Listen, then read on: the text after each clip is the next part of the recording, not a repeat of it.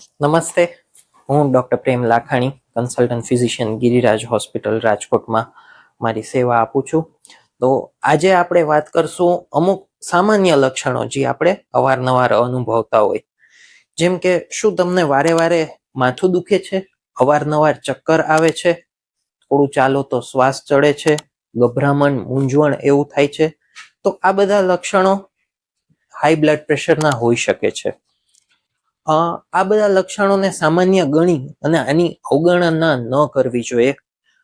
આમાંથી કાંઈ પણ જો તમને થતું હોય તો નજીકના આપના ડૉક્ટરને ગમે ત્યારે વહેલીસર સંપર્ક કરી અને આપનું બ્લડ પ્રેશર એકવાર ચેક કરાવો, કારણ કે હાઈ બ્લડ પ્રેશર આપણા મગજની નસો, હૃદયની નસો, બધા અવયવો ઉપર આડઅસર પાડી શકતું હોય છે.